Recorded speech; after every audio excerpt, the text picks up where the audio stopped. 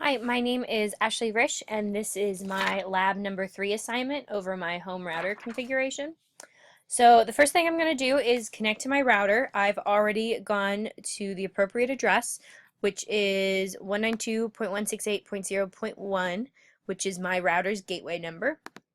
When you get there, you enter the login screen. Now, everyone who has this router has the same username and password at first, and then it is up to you to go in and change those settings. So, I'm going to log in with my new password that I've created. I'm going to apply, and then we come to my basic setup screen.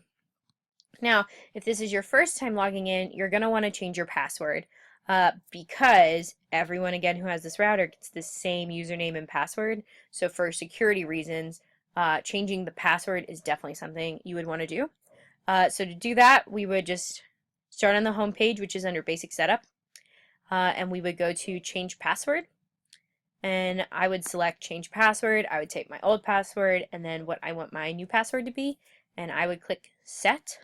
But I've already changed that, so I don't want to change that again. So I'm going to hit cancel. Now, another thing we're going to want to look at is making sure that our remote configuration is enabled, okay, which is right here under Enable Wireless, and that's checked. If I wanted to disable it, I would uncheck it. That's not recommended because if I unchecked it, someone from well, anywhere really, could log in to my network and change all my settings, which would not be a good thing. So by checking it, pretty much only people who are logged are on my network can log onto this page if they know the password and change the settings. So it's just good for security. The next thing we're going to talk about is port forwarding. So to go to port forwarding, I'm going to click my firewall tab. Now, port forwarding is good for redirecting communication requests from one port to another, and it's good for letting things connect to something directly instead of having to be transferred all the time. So, under firewall and under port triggers, I would go here and I would click Add, and then I could give a description, and then the outbound ports, the format, and then the inbound ports, and I would click Add Port Trigger. I think the most common thing this used to be used on was video games, but now a lot of things have settings that automatically puts these port triggers in for you.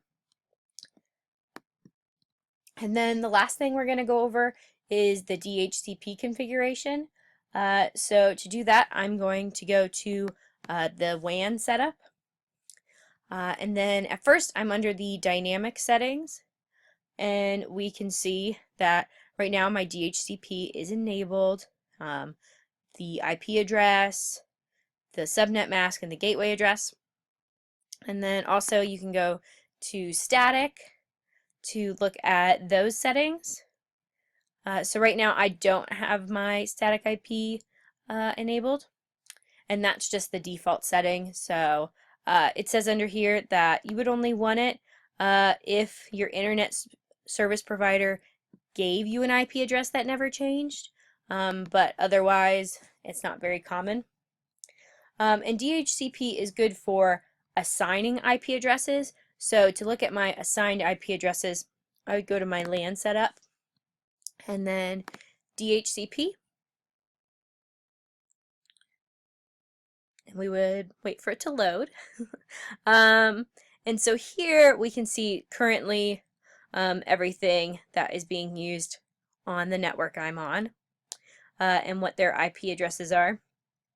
Now, if I wanted to, I could add other DHCP clients, and that just lets you set the IP numbers, which I would think if you had a lot of devices, it might be good because then you could keep them organized. Say if you were in a computer lab, you could make sure your computers were numbered and it matched the numbers that maybe you've assigned to the computers like manually, like 1 through 30.